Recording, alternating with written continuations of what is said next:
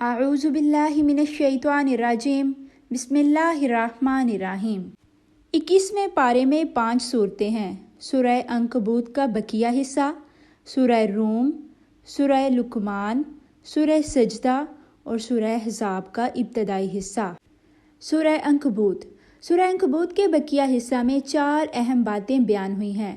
Number 1، قرآن کی تلاوت کرنے اور نماز قائم کرنے کا حکم دیا گیا ہے۔ نمبر 2، بتایا گیا ہے کہ نماز انسان کو برائی اور بے حیائی سے روکتی ہے۔ نمبر 3، حق کے مخالف لوگوں کی ہٹ درمی کا ذکر کیا گیا ہے۔ نمبر 4، دنیا کی زندگی کو عارضی اور بے ثبات قرار دیا گیا ہے۔ اس سے آگے سورہ روم شروع ہو رہی ہے۔ اس صورت میں 2 بنیادی مضامین بیان ہوئے ہیں۔ پہلا مضمون، 2 اہم پیش گوئیاں۔ پہلی پیش گوئی، رومی عیسائی چند سالوں میں ایران کے بت پرستوں پر غالب آ جائیں گے۔ دوسری پیش گوئی، اسی عرصے میں مسلمان کفار مکہ پر فتح حاصل کریں گے، جس کی تکمیل غزوہ بدر میں ہوئی۔ دوسرا مضمون، اللہ کی قدرت کی 7 نشانیاں۔ اللہ تعالیٰ کی عظمت کو سمجھانے کے لیے 7 دلائل دیے گئے ہیں۔ نمبر 1، زندہ کو مردہ سے اور مردہ کو زندہ سے پیدا کرنا۔ نمبر 2، انسان کی مٹی سے پیدائش۔ نمبر 3، میاں بیوی کے درمیان محبت۔ نمبر 4، آسمانوں اور زمین کی تخلیق۔ نمبر 5، رات کی نیند اور دن میں روزگار کا انتظام۔ نمبر 6، بارش، بجلی کی چمک اور فصلوں کی پیداوار۔ نمبر 7، زمین و آسمان کا مضبوط اور منظم نظام۔ اس سے آگے سورہ لقمان شروع ہو رہی ہے۔ اس صورت میں 3 اہم موضوعات بیان ہوئے ہیں۔ پہلا موضوع، توحید کے دلائل۔ اللہ کی قدرت کی 4 نشانیاں بیان کی گئی ہیں۔ بغیر ستون کے آسمان، مضبوط پہاڑ، زمین پر چلنے والے جاندار، بارش اور اس کے ذریعے زندگی کا نظام۔ دوسرا موضوع، حضرت لقمان کی اپنے بیٹے کو 5 نصیحتیں۔ اللہ کے ساتھ شرک نہ کرنا، اللہ ہر چھوٹے بڑے عمل کا حساب لے گا۔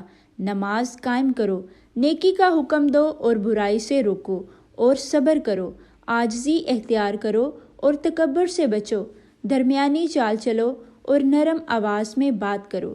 تیسرا موضوع، 5 باتیں جن کا علم صرف اللہ کو ہے۔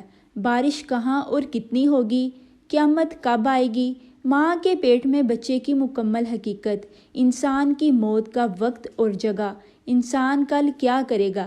اس سے آگے سورہ سجدہ ہے۔ اس صورت میں 4 باتیں بیان کی گئی ہیں۔ قرآن کی عظمت اور حقانیت، توحید اور اللہ کی تخلیق کا نظام، قیامت کے مناظر اور مومن و کافر کا انجام، حضرت موسیٰ علیہ السلام اور تورات کا ذکر۔ اس سے آگے سورہ احزاب کا ابتدائی حصہ ہے۔ اس حصے میں 2 اہم باتیں بیان ہوئی ہیں۔ پہلی بات، زمانہ جاہلیت کے 3 غلط نظریات کی تردید کی گئی ہے۔ بعض لوگ سمجھتے تھے کہ انسان کے سینے میں 2 دل ہوتے ہیں۔ قرآن نے اس غلط تصور کو رد کر کے واضح فرمایا کہ دل صرف ایک ہی ہوتا ہے، جس میں یا ایمان ہوگا یا کفر۔ نمبر 2، زمانہ جاہلیت میں زہار کو بیوی کے ہمیشہ کے لیے حرام ہونے کا سبب سمجھا جاتا تھا، جبکہ قرآن نے بتایا کہ زہار سے نکاح ختم نہیں ہوتا، بلکہ کفارہ ادا کرنے سے بیوی دوبارہ حلال ہو جاتی ہے۔ نمبر 3، منہ بولے بیٹے کو حقیقی بیٹے جیسا درجہ دیا جاتا تھا۔ قرآن نے اس رسم کو ختم کیا اور واضح کیا کہ منہ بولا بیٹا شرعی احکام میں حقیقی بیٹے کے برابر نہیں ہوتا۔ دوسری بات، غزوہ احزاب اور غزوہ بنی قریظہ کا ذکر کیا گیا ہے۔ یہ پارہ ہمیں سکھاتا ہے کہ ایمان، نماز، صبر اور اچھے اخلاق انسان کی کامیابی کی بنیاد ہیں۔ اے اللہ، ہمیں سچا ایمان، نیک اعمال اور اپنی رضا کے راستے پر ثابت قدم رہنے کی توفیق عطا فرما۔ آمین ثم آمین یا رب العالمین۔